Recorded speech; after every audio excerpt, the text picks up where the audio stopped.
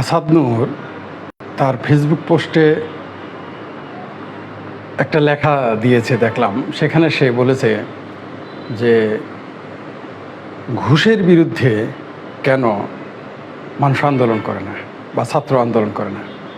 কারণ এই দেশে তো মুক্তিযুদ্ধের কোটার চাইতে ঘুষের বিনিময়ে বেশি লোক চাকরি করে, কেন তারা আন্দোলন করে না?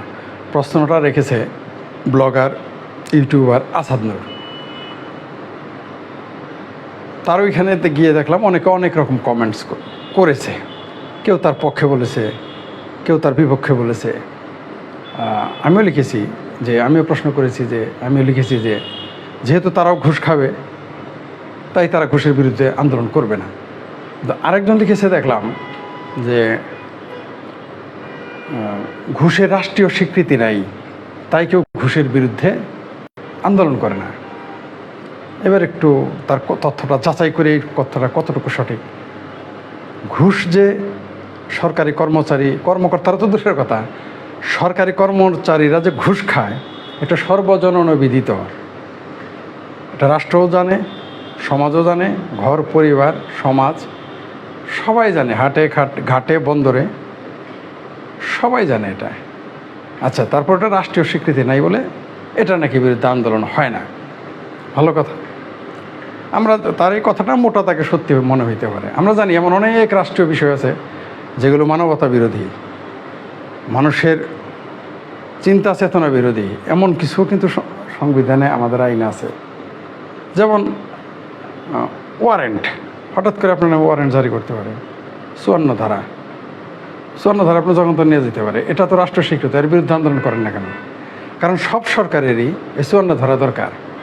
কালা কানুন 75-এর কালা কানুন, 72-এর কালা কানুন, অনেক কিছু বলে চিৎকার করে আওয়ামী বিরোধী দলগুলো, কিন্তু তারা ক্ষমতা এসে কিন্তু সে কালা কানুন বাতিল করে নাই, বরং নতুন নতুন কালা কানুন সৃষ্টি করে তারা।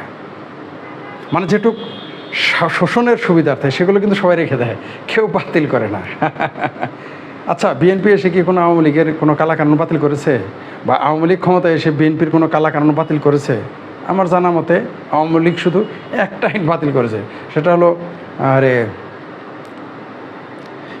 ইনডেমনিটি দেওয়া ছিল যে বঙ্গবন্ধু খুনের বিরুদ্ধে যে ইনডেমনিটি, ওই একটাই উত্তোলন করেছে।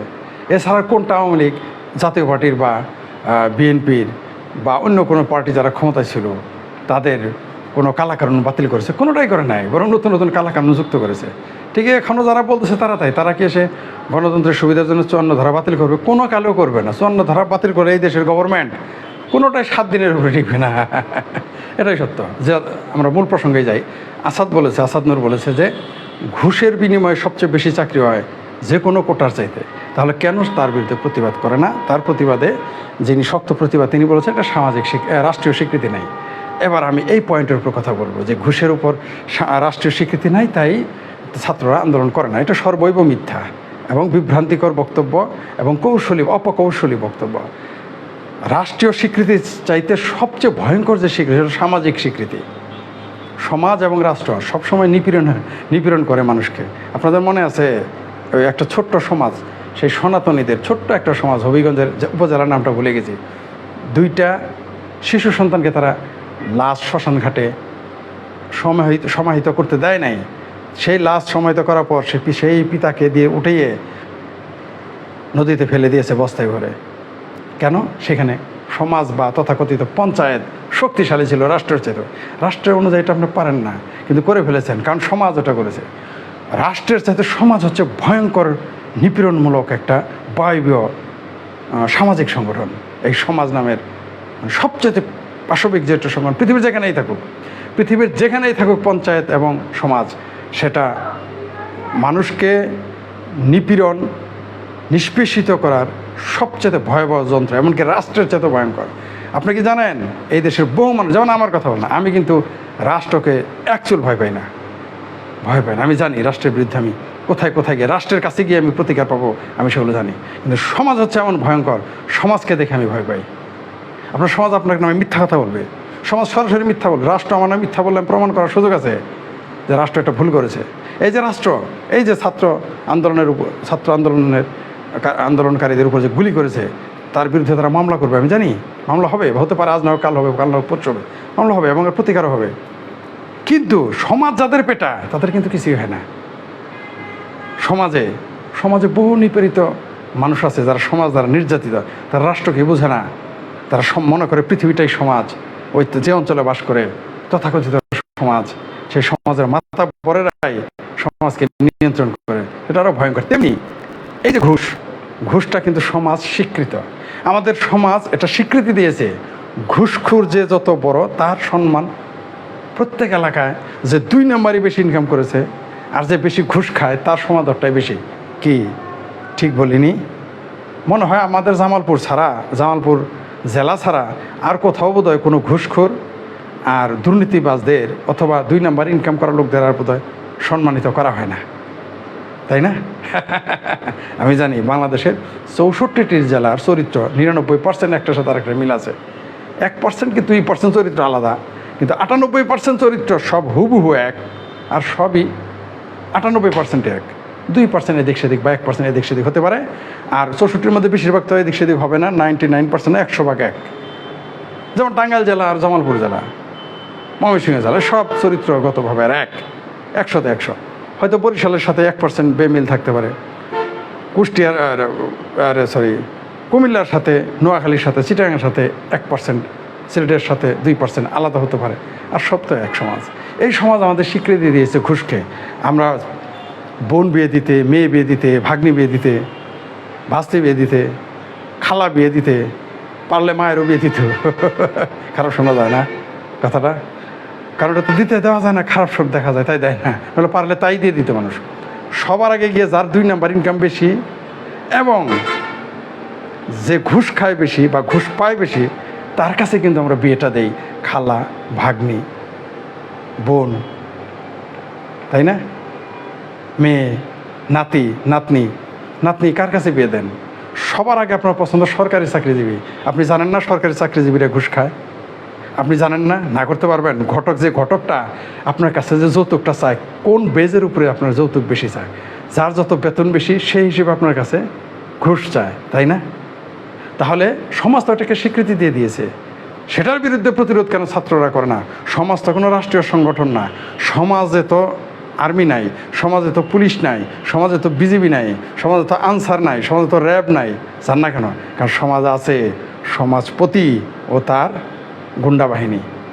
সব সমাজেই তারা রাষ্ট্রের চাইতে ভয়ঙ্কর, রাষ্ট্রের চাইতে বর্বর, রাষ্ট্রের চাইতেও নির্মমেরা। তাই আপনি তার বিরুদ্ধে যাবেন না এবং টিকতে পারবেন না। আপনি টিকতে পারবেনই না সমাজের বিরুদ্ধে। আপনি দেখেন নাই মসজিদের হুজুর ঘুষের বিরুদ্ধে বলছে, তার চাকরি চলে গেছে। মসজিদের ইমাম সুদের বিরুদ্ধে বলে তার চাকরি চলে যায়। মাদকের বিরুদ্ধে মসজিদের ইমামও টিকতে পারে না, যেখানে ইসলাম ধর্মের বিরুদ্ধে কোনো কথা বললে আপনার অস্তিত্ব রক্ষা করা কঠিন হয়ে যায়।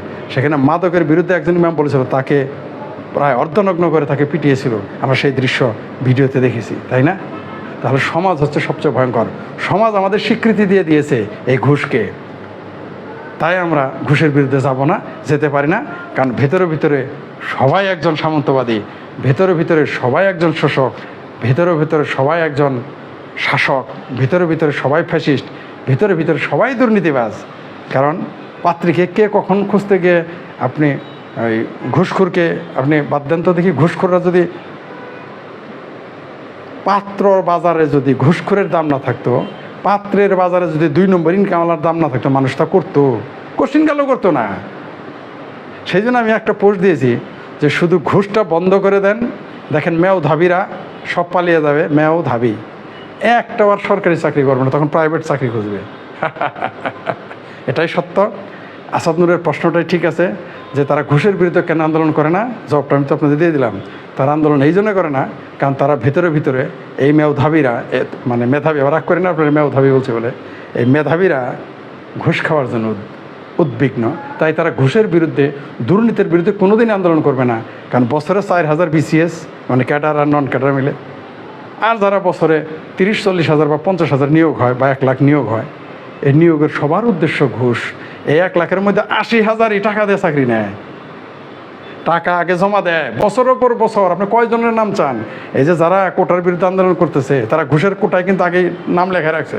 এর মধ্যে লাখো লাখো পাবেন যারা আগেই লোকাল নেতাদের কাছে, এমপিদের কাছে, মন্ত্রীদের কাছে চাকরি দেওয়ার জন্য আগেই টাকা দেওয়া শেষ, জমা দিয়ে রাখছে 1 বছর আগে। গত বছর আমি এক ছেলের জন্যে এসআইয়ের চাকরির জন্য তদবির করতে গেছিলাম যাতে টাকা ছাড়া হয়। টাকা ছাড়া তো দূরের কথা, আমারে বলছে ভাই, ছোটো ভাই তুমি আইসো না, 1 বছর আগে টাকা দিয়ে রাখছে, তুমি তো টাকা ছাড়া আসছো, তুমি টাকা দিলেও আমি চাকরি দিতে পারবো না এই ছেলের। আমি বলছি কি বিএনপি করে বলে তাকে চাকরি দিবেন না? আমি একটা বিএনপির ছেলের ব্যাপারে সুপারিশ করেছিলাম যে ছেলেটা খুব ভদ্র, আর একটা চাকরি দেন।